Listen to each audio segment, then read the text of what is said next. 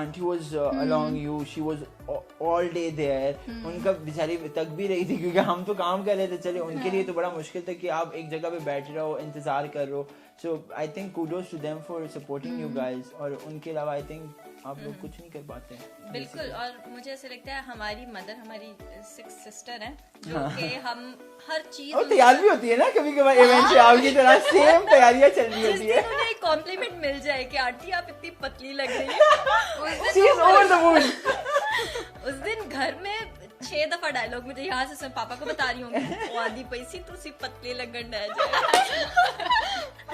और उनकी भी प्रॉपर तैयारी होती है कि फलाना डिजाइनर मैंने पहनना है, इस तरह का मेकअप कराना है. सो वो चीज बड़े इंटरेस्टिंग लोगों को भी बिकॉज ऐसा बॉन्ड अम्मी का इस पे अम्मी और बेटियों का या बेटों का बॉन्ड नजर आ जाता है अमूमन, लेकिन फादर का बॉन्ड नहीं नजर आता क्योंकि हमारे वो जो परसेप्शन भी होती है कि बाप थोड़ा सा सख्त हो तो अच्छा उन्होंने बनाया हुआ कि सख्त होना चाहिए वरना अच्छा बाप नहीं होगा. बल्कि मुझे लगता है कि जितना फ्रेंडली होगा वो आपके बच्चों के लिए ज्यादा अच्छा है. मतलब अगर कोई प्रॉब्लम आती है तो बेटियां सबसे पहले अपने बाप के पास जाएंगी, ना कि किसी और के पास कि भाई हमें गाइड करो, मैं अपने पेरेंट्स से बहुत डर रही हूँ, वो तो मुझे मारेंगे.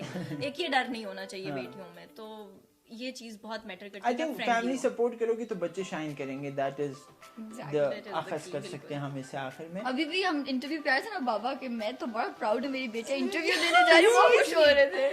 These were the words के यार बहुत अच्छा अच्छे से इंटरव्यू देख के मुझे रिव्यू जरूर देना. अभी तो आपने देना है मुझे कि क्या कहते हैं. हम इसको ये वाला जो हमारा इंटरव्यू आएगा पूरी फैमिली को बिठा के हम देखेंगे. हाँ और इसका व्लॉग बनाएंगे हम.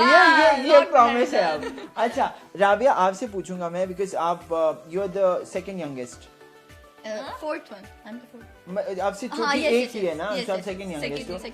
आप और आप भी मिडिल चाइल्ड हो राइट.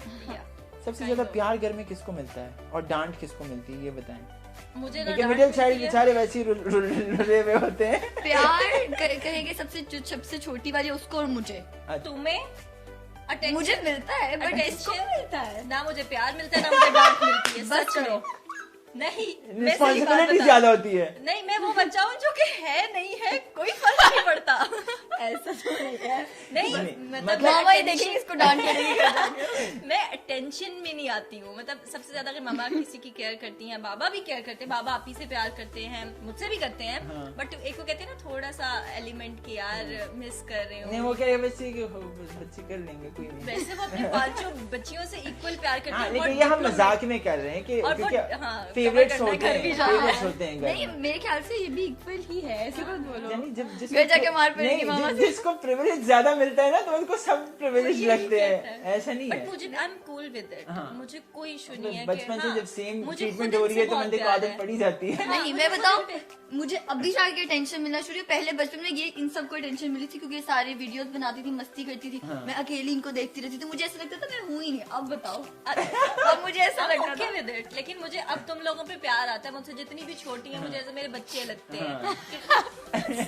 अम्मा जाग जाती है मेरे अंदर कि मुझे अच्छा लगता है. मैं अम्मा इसकी केयर कर रही है. ब्रेकफास्ट में राबिया ये खा ले, राबिया ये खा ले. तब मैं अपना ब्रेकफास्ट खुद ही बना रही होती हूँ. अब बड़ी भी हो गई है ना तो छोटी रहेंगी.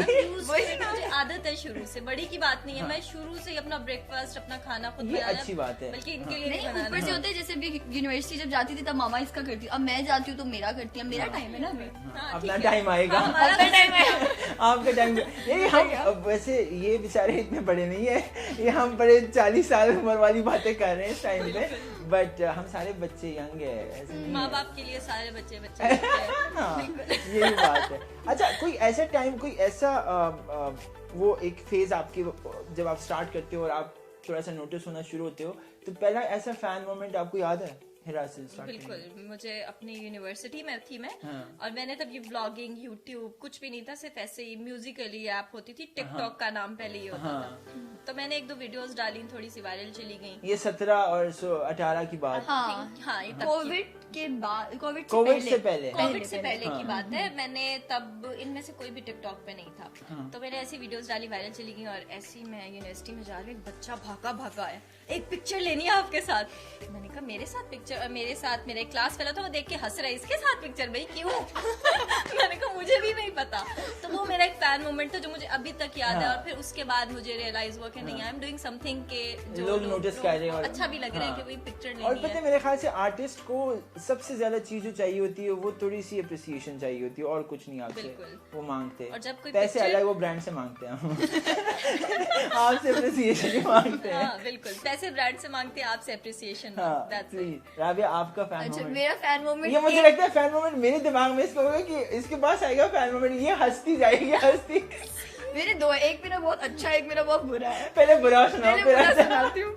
एक तो ना एक बच्चा था, वो थोड़ा सा समझ ले कि स्पेशल चाइल्ड था, ठीक है। तो वो उसकी मामा ने कहा आपका फैन है, तो मैं बहुत खुश हुई ना कि एक स्पेशल चाइल्ड। मैं उससे मिली हूँ, पिक्चर बनाई है। उसके बाद मैं यूँ खड़ी हुई हूँ, तो एकदम से देखे मेरे पीछे से बाल खींच रहा है। मैं जा रही हूँ, मैं जा ही नहीं पा रही, मेरे पीछे वो बच्चे मेरे बाल पकड़ लिए। नहीं राबिया, तुम बहुत लाइट बता रही हो।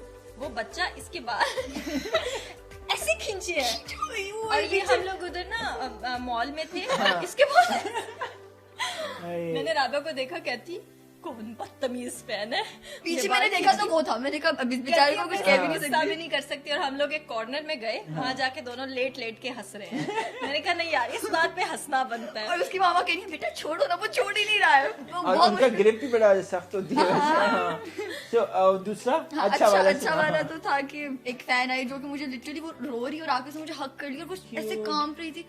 मुझे इतना प्यार है, मैंने कहा यार फैंस इस तरह के होते हैं, डाई हार्ड फैंस जो फैन पेजेस भी चलाते हैं। Yes. बिल्कुल, वो कितनी मेहनत करते हैं। और अक्सर हमें इतने गिफ्ट्स आते हैं फैंस की तरफ से ना, तो मुझे होते हैं यार बेचारे किस तरह से लेकर छोटी छोटी चीजें पैक करके देते हैं, वो बहुत अच्छा लगता है। तो ऐसे ही प्यार करते रहो गाइस, ऐसे ही गिफ्ट्स देते रहो। ये कह रही है ये मनी माइंडेड बच्ची है।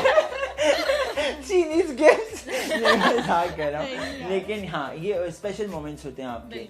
अच्छा कभी ऐसा हुआ है कि आपका कंटेंट अच्छा बन गया और तो किसी बहन को जरा वो होगा कि इसमें तो मैं भी थी, मेरा कंटेंट क्यों चुराया है? कंटेंट चुराने वाली बात होती है, ये बताएं।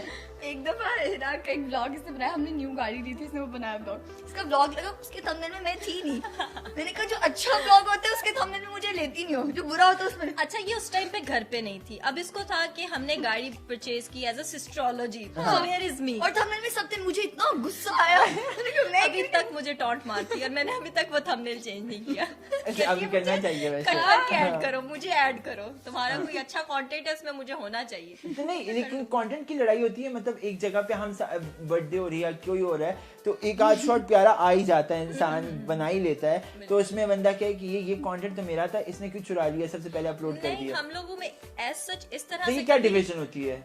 डिवीजन मामा करती है।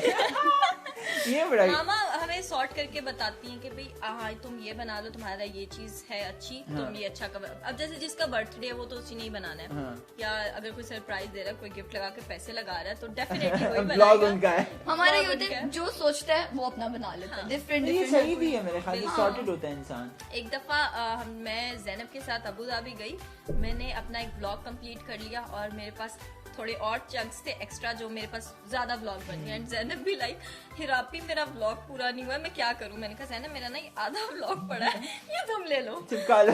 चिपका दो। ज़ैनब के चैनल पे लगा हुआ है तो गाइस हिरा बोल रही है मेरा व्लॉग लगा हुआ है। तो हम लोगों में ऐसे कंटेंट की लड़ाई नहीं होती, हम डिवाइड कर लेते, ये ले जा, तू ले ले। तो ये सही भी है मेरे ख्याल से, इत्तेफाक में बरकत है। ये बचपन में पढ़ा था, ये लोग अमल कर रहे हैं, तो आप लोग भी करें इस पे अमल। अच्छा जैसे हम बात कर रहे हैं कंटेंट की भी, और क्योंकि घर में तो 24 घंटे फोन ऐसे ऐसे होता होगा, क्योंकि मैंने राबिया को बोला प्लीज मुझे व्लॉगिंग करना सिखाओ, तो राबिया ने कहा आपने ना ये हाथ ना ऐसे करके फिर ऐसे करना फिर ऐसे करना। अब मैंने राबिया को मैंने कहा अच्छा मैं सीख गया 2 दफा मैंने किया, हाथ में दर्द हो रहा है। मैं नहीं कर रहा आगे, तो ब्लॉग मेरा बना नहीं। लेकिन ये मुश्किल काम है, मोटिवेशन नहीं, अब नहीं हमें मुश्किल लगता, क्योंकि अब आदत हो गई है। ये कैमरा को ये मतलब आप गलत कर रहे हैं। आपने भी गलत कर रहे हो, वही देख रही थी मैंने, सही सिखाया था आपको। हाँ आपने सिखाया। ये वाली मोमेंट आप ये मोमेंट कर रहे हैं, मतलब ये मुश्किल है, ये मुश्किल नहीं है। मेरे की टेक्निकल चीज है ये, हम आपको एक ट्यूटोरियल देंगे प्लीज। अच्छा जब भी आप मतलब कम्युनिटी भी मिलती है यूट्यूब